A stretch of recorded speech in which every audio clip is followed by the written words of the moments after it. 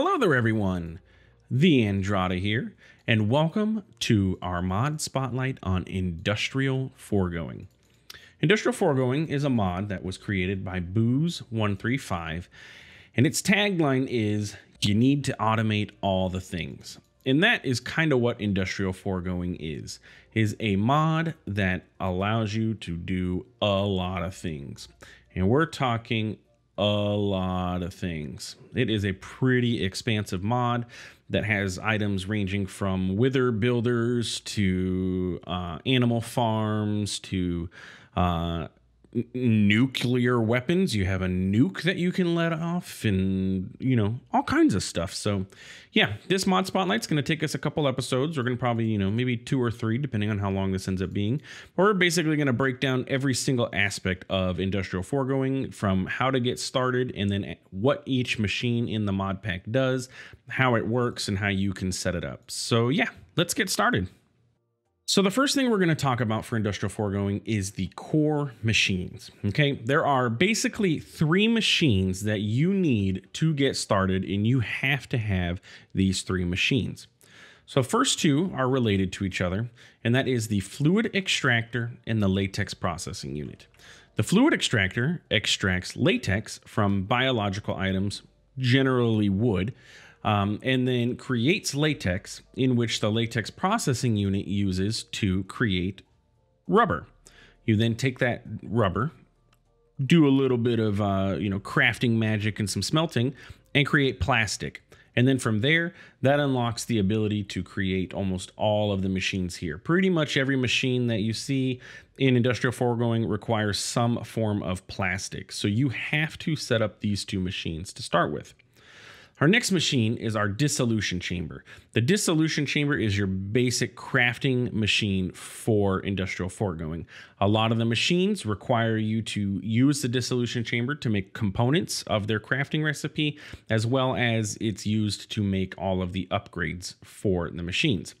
We're going to go over all 3 of these machines in detail as we go on to get started, and that is most likely going to be what encompasses this first episode, and then we'll start diving into the different machines available in subsequent episodes. So let's get started with step number 1, creating machine frames. Okay, that was a little awkward of an ending there because I couldn't remember what the next step was, and I was trying to read the sign as we went through. But step 1 is making pity machine frames. Pitiful machine frames, or pity machine frames, are the lowest tier of items in Industrial Foregoing. And if we go into JEI and we look at Industrial Foregoing and we type pity, we're going to see you have 3 things available to you.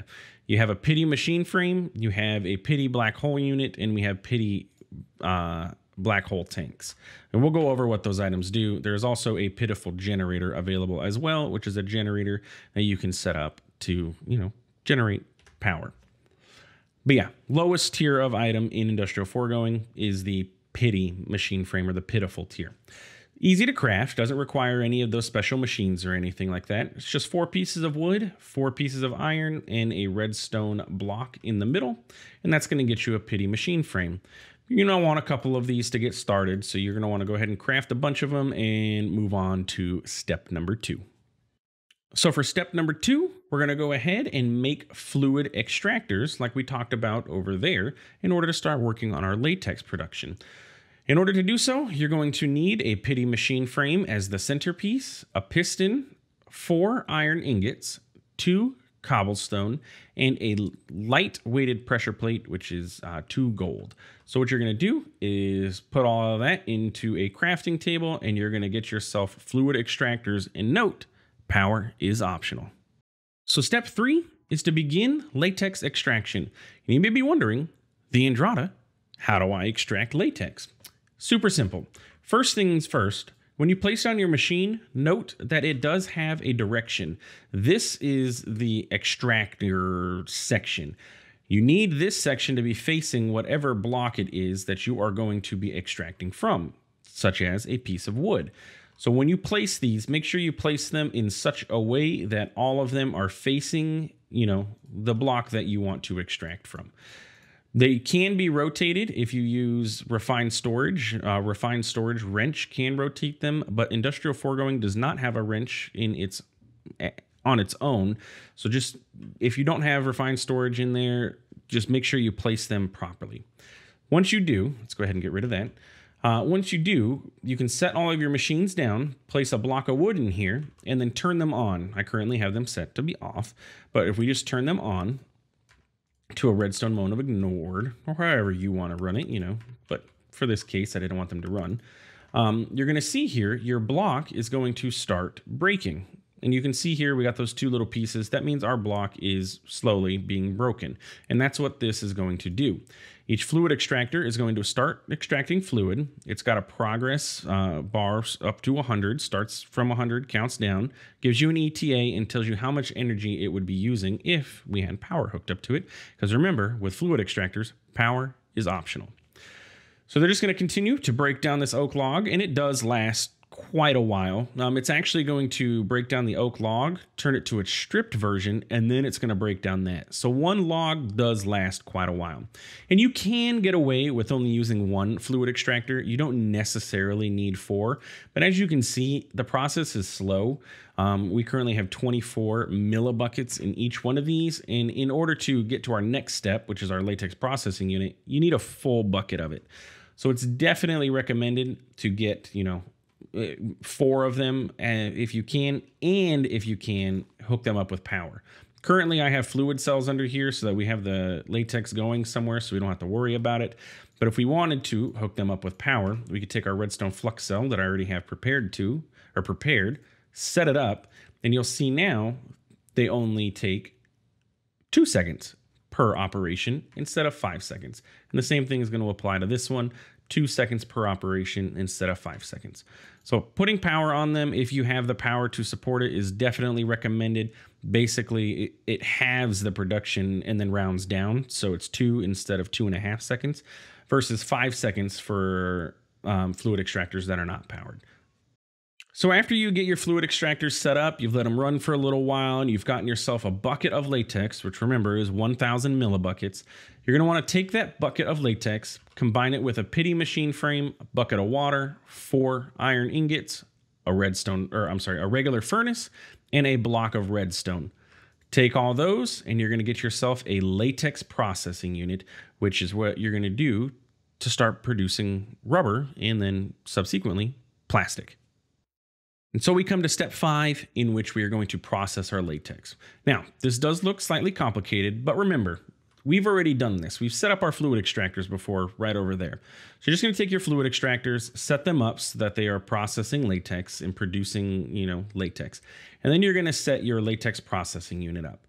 Now you can manage this with manual buckets if you wanted to, but if you have access to a piping system, for example, right now I have the mod pipes in here. You can use mechanism, you can use pretty pipes. Pretty pipes as items only, I believe. Maybe it's been updated. Whatever piping system you have, utilize it, make yourself, make things a lot easier. So you're going to set up your dissolution or your latex processing unit, and it is going to require power. So you're going to have to power it somehow. And inside of here, we have 3 different inputs. Okay, so you have power, you have your latex, and you have water. Both are required. Latex and water are required in order to start producing tiny dry rubber, which is the item that is produced from your latex processing unit. Right now, we have an aqueous accumulator from Thermal set up. Probably should have used a water condensator from this mod instead of the aqueous accumulator, but I honestly didn't know it existed when I was going through and setting all of this stuff up. We'll talk about the water condensator later. But the aqueous accumulator requires 2 source blocks next to it, and it just produces water from those 2 source blocks infinitely. So we have that piping into our latex processing unit. We have our latex being pumped from our machines into here. And if we turn this guy on, you will see it will start processing again. It is a 5-second timer, and it's going to start producing tiny dry rubber for us. And from there, we need to go ahead and start working on making plastic. Step 6 is making plastic. So if we go in here and we take our tiny dry rubber, it takes 9 tiny dry rubber in your crafting station. So every slot filled is going to make you a piece of dry rubber. You're going to take that dry rubber, go over to a furnace, a redstone furnace, whatever you have, and you're going to smelt it up. Once you smelt up your dry rubber, you're going to get a piece of plastic. So the process is latex extractors. 2 millibuckets at a time is going to go over here to your latex processing unit. It takes 100 latex to make a tiny dry rubber, and it takes 9 tiny dry rubber to make a dry rubber. So essentially you need 900 millibuckets of latex per piece of plastic. Take those tiny dry rubber, combine them into a dry rubber, smelt it, and you get plastic. That is the core crafting component of Industrial Foregoing. You must set this up for all of your recipes unless you're playing in creative and can cheat all of this stuff in. You need plastic for everything, and you need latex for the crafting process too. So once you get your plastic, don't tear it down. If you have the opportunity and you can, either set up another fluid extractor to process latex specifically for your crafting.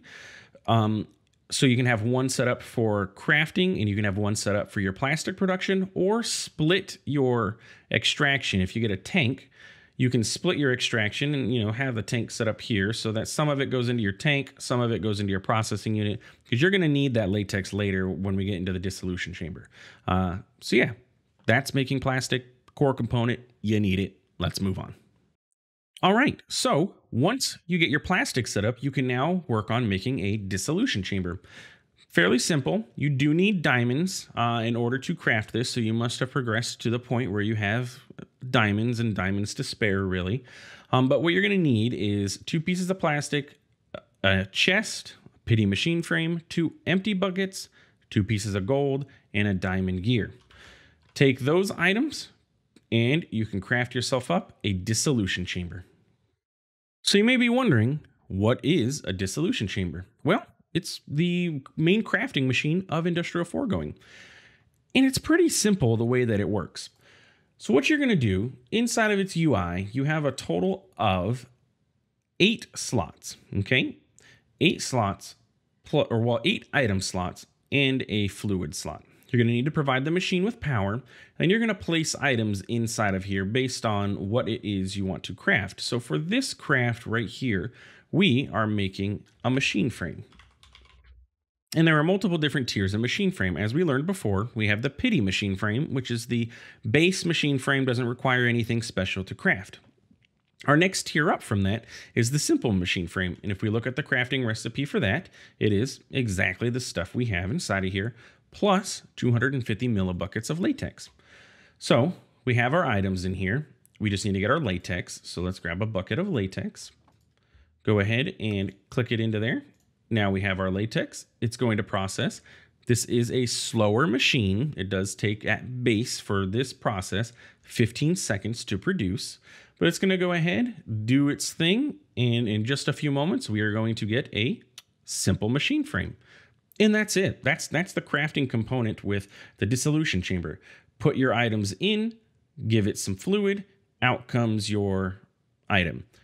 Next, we're going to learn how to automate this.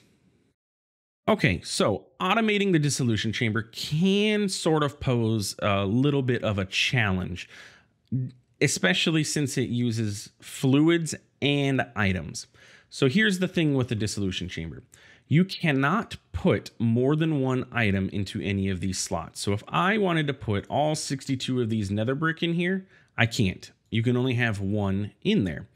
And so what you have to do is put your items into the dissolution chamber, hit this lock button, and it will lock the input to your selected items. Then you can attach a chest to it with those items in there. Give it some, for this recipe, it's latex. So put a tank of latex or have buckets available that you can dump your latex into. Kickstart the machine.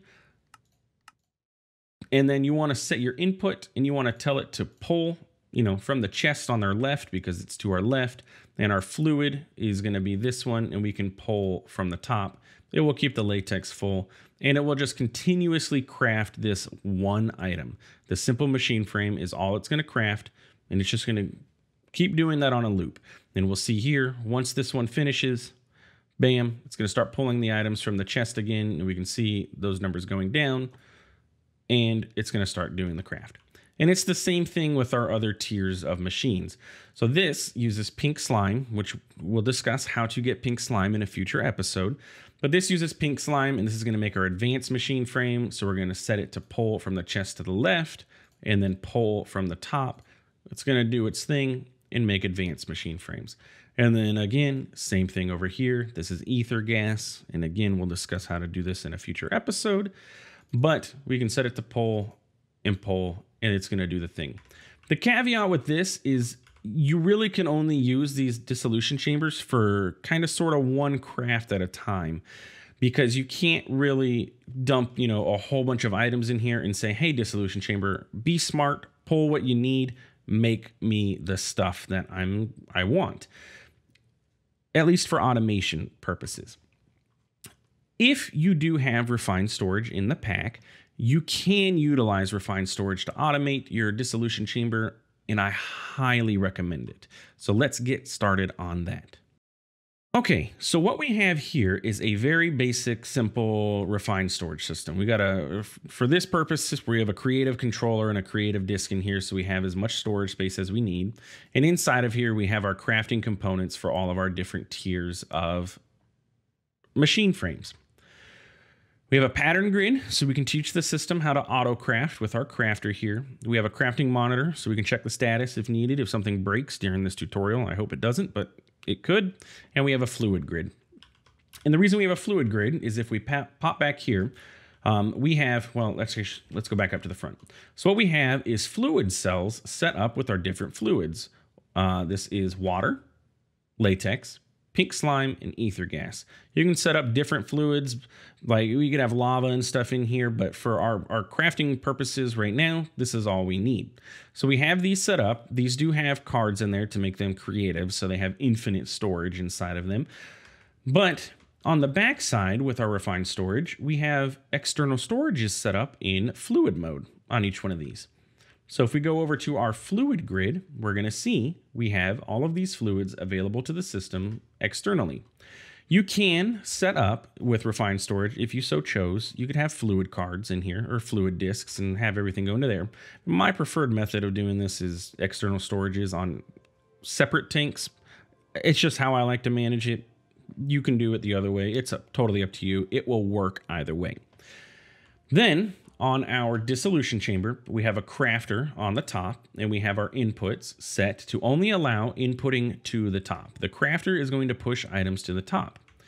Then we have an importer so that we can import our items back to our refined storage network, and our output here is set to push to the left. The importer should pull as well, so we don't necessarily need that, but I like to set my machines up so I know, okay, we're pushing to the left inside of the UI, so it just gives you a general idea of how items are flowing around in your machines. And our fluid input, we also have enabled to the top. So how do we craft with this?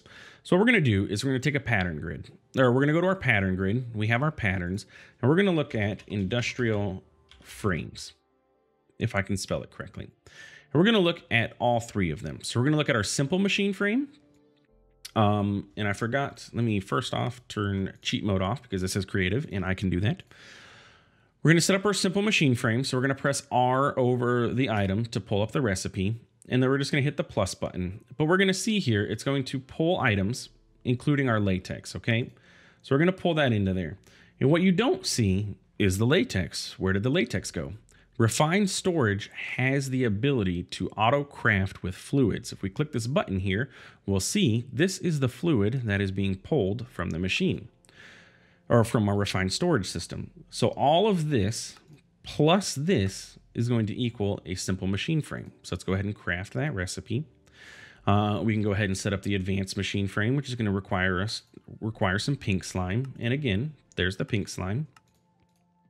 And then finally, we have the supreme machine frame. We'll teach the system how to make that as well. And again, ether gas is in the card. And if you look at our card, you can also see here 2 plastic, an advanced machine frame, 2 netherite, 2 diamond, 1 diamond gear, and 0.135 buckets of ether gas gives us a supreme machine frame. So we take our recipes, put them into our crafter, go back over to our crafting grid. We will now see they showed up. And let's say, hey, I want a simple machine frame. Let's craft one of these. So what it's going to do, put all the items in, including the exact amount of the liquid that is needed in here. Because if we go back to our initial recipe over here, we're going to let that finish. If we go back over here, if you remember, I took a bucket from here, put it into here.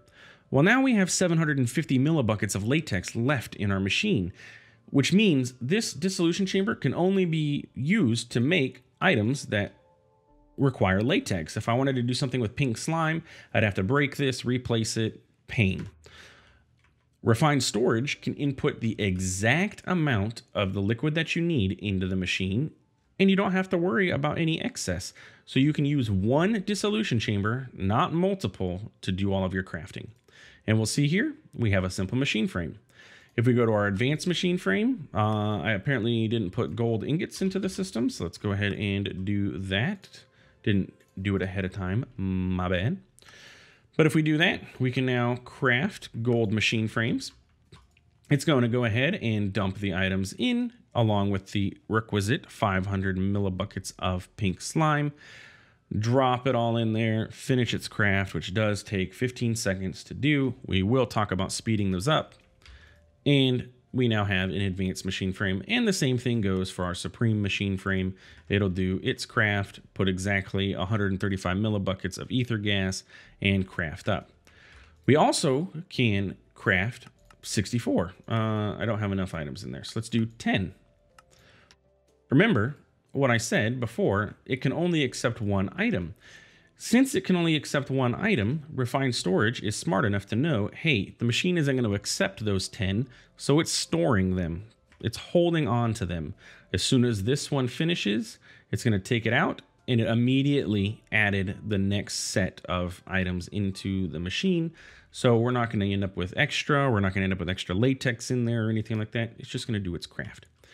Refined storage plus industrial foregoing dissolution chamber is a dream. If you have access to setting it up and automating it, I highly, highly recommend it. Otherwise, you're going to be doing a lot of manual crafting with your dissolution chamber, which can be a pain. Last section of this mod spotlight, we're going to talk about upgrades that are available to your systems through, or your machines through the dissolution chamber and everything. So let's go check that out. Okay, machine upgrades. There's a couple different upgrades that are available to us. We just have some basic fluid extractors here set up, as well as a mob crusher. And we'll talk about what the mob crusher does in a future episode, but it's here for demonstration purposes of its range. So what we have inside of our machine here is the tier 1 machines, or tier 1 add-ons. So we have a processing tier 1, an efficiency tier 1, and a speed tier 1. And if we go if we go into our Industrial Foregoing book, we'll be able to see exactly what each one of these things does. So if we go inside of here and we look at our add-ons section, if I can find it, add-ons, it'll break down what each add-on does. So speed increases how much the progress bar advances for every single tick. At tier 1, which is your gold, it's +1 per tick. Tier 2 is +2, and that holds true for pretty much all of these. Efficiency decreases the amount of ticks needed to complete an operation. Tier 1 is 10%, and Tier 2 is a 20% reduction. And processing increases the amount of operations done when a machine finishes. Tier 1 +1, Tier 2 +2. Pretty self-explanatory, not too difficult to understand. Let's demonstrate, though. So we have our fluid extractor here, okay? It's going to run, it takes 5 seconds to process, and it's going to produce us 2 millibuckets of latex per operation, right? So we're going to go up to 8, and now this time we're going to go up to 10, and it takes us 5 seconds. Bam. What we're going to do is put in an efficiency tier 1 add-on in here. And now we can see it reduced our efficiency, or our progress needed, by 10%. So we're now at only 90 progress to operate. Still 5 seconds, but it's really like 4.75-ish, if you understand what I'm meaning. And we're still getting 2 buckets, or 2 millibuckets of latex per operation. If we put a speed in here, it's going to increase our speed of operation by 1 per tick. So if you can kind of see, if you could slow this down, instead of it going from 90 to 89 and then 88, it's going from 90 to 88 to 86 to 84. I'm sorry. Yeah, to 84 to 82. It increased the operations per tick by 1, or the speed of the progress bar by 1 per tick. And then finally, we look here, we're still getting 2 millibuckets every operation, but we're doing it significantly faster now. And remember, this is without any power even in there. Because remember, fluid extractors, power is optional. If we put the processing mod in here, speed is still the same, but we're now generating even more. We're generating 4 latex per operation because it increased the base by 1. And you remember with the base latex, the base increases or gives you 2 latex per operation. And so we increased that base by 1, which henceforth is 4. It basically doubles the operation for this tier. So then if we take our other options, our higher tier, turn our machine on, again, same thing, 5 seconds, 100 progress, and we're getting 2 millibuckets. We put our efficiency in here, we let this process finish, we're now down to 80, so it's only a 4-second time. We put our speed in here, now it's going even faster because it's dropping down by 3 progress numbers per tick, so it's only a 2-second production, and again, we're producing 2. But if we put this in here, now we're going to be producing 6 because again, the base is 2 and this adds 2 to the base. So 2, 4, 6. Make sense? I hope I'm explaining that accurate. Well, not accurately, but I hope I'm explaining that so that it's easy for you guys to understand. That is your base speed add-ons. Pretty much every machine, for the most part, can accept these add-ons to speed them up. And if you have the ability to make the tier 2s and you want to speed up your machines, I highly recommend putting them in there. Finally, with these machines, if we go ahead and put power into them, we'll see it's going to run even faster. Basically takes 1 second per operation by adding, power to our fluid extractors. Most machines aren't power optional, but there are a few in here that are. Lastly, we have our range upgrades. And the way that the range upgrades work is they come in flavors. Tier 1 flavor, Tier 2, Tier 3 is what I like to call them. And basically what this does, a Tier 1 add-on is going to take your base range. So for this machine, it is a 1 block by 3 blocks, and it's going to add 1 to each side. So this will now, if I put the Tier 1 in here, it's going to become a 3 by 4. And we can demonstrate that. Though this machine may not go higher in height. Some machines have they cap out at a certain height, but it's going to get wider. It's also going to expand this way too. So now we're going to have basically a 3 by 4 if we put this one in here. And there we go. So the height did not increase. As I said, some machines don't, but it did expand it out by 1 on each side. And then this expanded out to be equal to the other side. Take a Tier 2, put that in there. It's going to expand out by 2 from the base. So we should expect it to come out here and make a 5 by 5 essentially. So there we go. We now have a 5 by 5 square. So on and so forth through all of the different tiers. Let me see here. Yeah, so that's a 3 by 3, 5 by 5. This would be a 7, 7, 9, 9, 11, 11, and all the way up to ridiculously large mob crusher. That would be an insane mob farm if you had that set up, but you could.